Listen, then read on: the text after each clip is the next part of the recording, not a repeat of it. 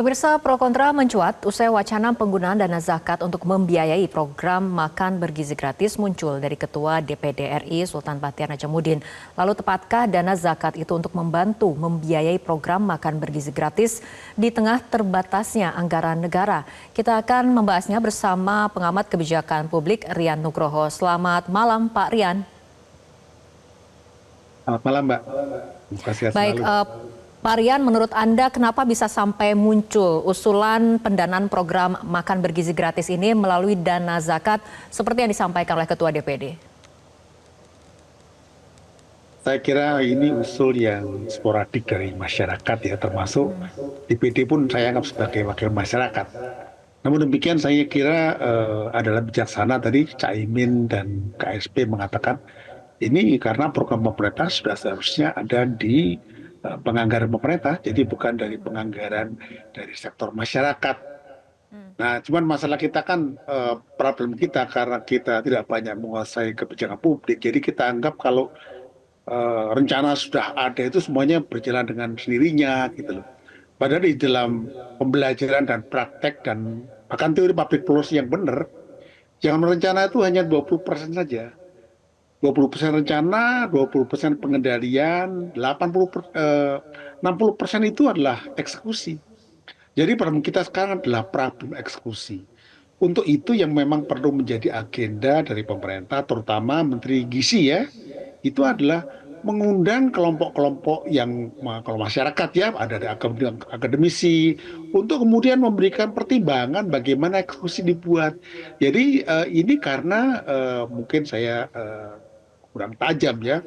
Tapi saya melihat bahwa pejabat yang ditunjuk untuk menjadi eksekutor bagi kebijakan makan bergizi gratis ini tidak cukup menguasai eksekusinya. Nah, kenapa? Karena kemungkinan itu tidak mendayagunakan yang namanya knowledge public ini.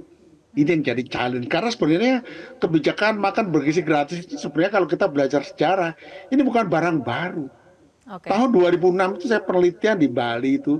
Di Bali itu yang namanya makan siang bergizi gratis bagi anak-anak SD, SMP, SMA dimulai sejak tahun 2001, 2002 Baik. tanpa melibatkan pemerintah pusat dan tanpa hubungan seperti ini.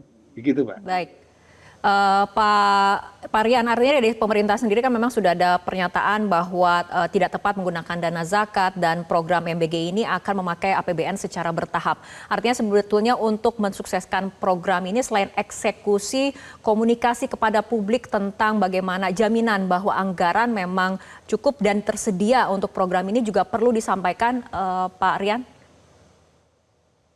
Enggak, ini masalah eksekusi yang nggak cakep aja. Jadi contohnya ya, kalau kita memang punya anggaran terbatas, maka adalah teori yang namanya first thing first itu, Stephen Covey itu ya. Mana yang diprioritaskan dulu. Jadi apabila anggaran terbatas, maka fokusnya misalnya, fokusnya kepada kawasan yang itu terkendala karena stunting, karena itu kemiskinan, dan seterusnya. Jadi kemungkinan besar seperti ini, kita buat namanya stepwise. Katakanlah kawasan perkotaan yang maju seperti Jakarta, Surabaya, Jawa itu bisa dikemudiankan. Tapi fokus kita pada kawasan-kawasan yang itu agak terkemudiankan. Yang kedua adalah tetap yang namanya itu kebijakan pada saat eksekusi itu bersifat istilahnya adalah asimetrik. Jadi harusnya eksekusi kebijakan di Jawa dengan kawasan luar Jawa itu berbeda.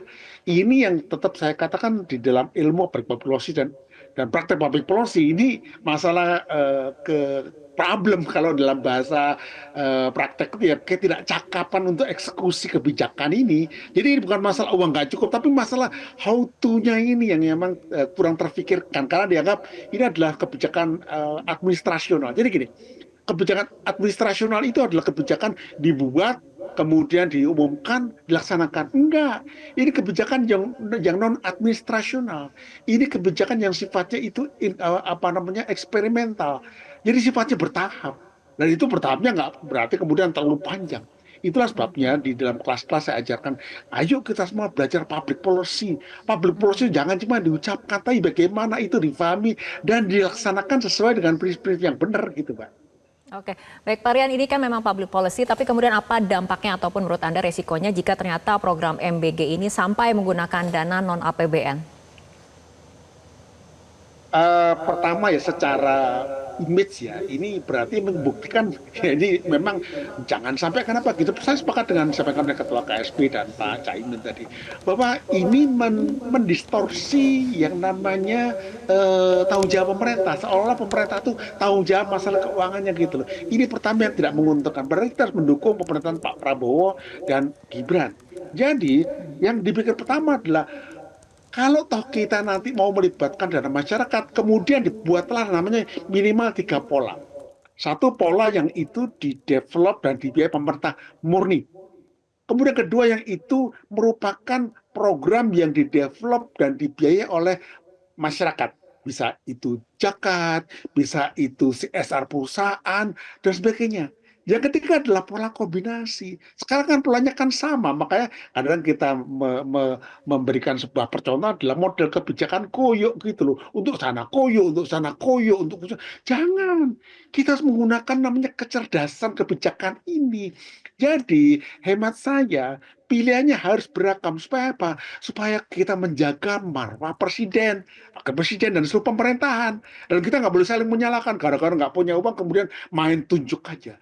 Apakah zakat boleh? Boleh, tetapi apabila yang namanya kebijakan itu dibuat asimetrik dulu, pada pola-pola mana dia bisa. Contoh tadi Ketua Basnas ya mengatakan apabila untuk kelompok seperti ini boleh. Jadi pertama-tama diredesain lagi, eksekusinya bagaimana? Kebijakan besar tetap sama, memberi makan siang gratis. Tetapi eksekusinya harus dibuat dengan bijaksana supaya itu tidak nabrak sana sini. Begitu, Mbak. Oke, Pak Rian, kan ini ada target 80 juta penerima manfaat sampai nanti akhir tahun. Menurut Anda artinya harus seperti apa langkah yang dilakukan oleh pemerintah untuk mensukseskan program makan bergizi gratis ini? Oke, seandainya diizinkan ya, ini mohon maaf kalau saya keliru ya.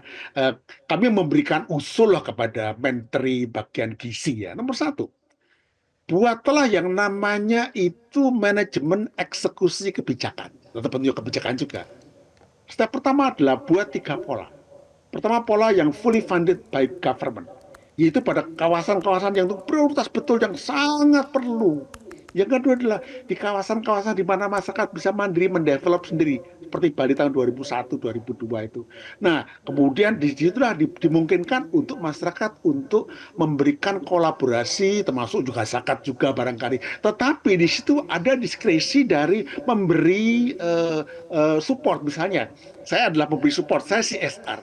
Maka saya memilih jenis makanan apa, kepada siapa, packing seperti apa. Bahkan kalau perlu di dalam packaging yang saya buat itu, karena saya adalah PTX, boleh saya kasih logo PT saya. Jadi itu bentuk yang namanya kolaborasi. Yang ketiga, kerjasama. Jadi dengan demikian 80 juta itu bisa. Tetapi lagi-lagi eksekusi itu jauh lebih berat ketimbang rencana saja. Jadi pertama adalah buat yang namanya kebijakan untuk eksekusi bersifat asimetrik di level menteri. Menteri tidak boleh mempengaruhi presiden dengan cara membiarkan konflik seperti ini. Kedua, buatlah tim untuk eksekusi di tiga klaster tadi. Yang keempat, jangan lupa libatkan masyarakat. Ingat loh, ajak bicara masyarakat. Saya belum pernah mendengar, melihat, atau bagi di mana pejabat terkait, kementerian terkait itu melakukan namanya pertemuan lah dengan berbagai teman-teman yang itu mempunyai kepedulian. Itu misalnya dengan dengan teman-teman Basnas, teman-teman Kadin, teman-teman koperasi gitu, belum ada. Nah, ini yang perlu dikembangkan agar apa? Ini menjadi kebijakan kolaboratif. Ingat loh, Baik. yang namanya presiden itu menang kenapa? Karena kolaborasi dengan pemilihnya. Dan kolaborasi nggak boleh berhenti di pemilu, tapi sampai eksekusi kebijakan-kebijakannya. Karena presiden dan pemerintah harus berhasil. Ini yang kita jaga Oke. marwahnya. Baik, Pak Rian Nugroho, terima kasih telah berbincang bersama kami malam hari ini dalam Prime Time News. Jelajahi cara baru mendapatkan informasi. Download Metro TV Extend sekarang.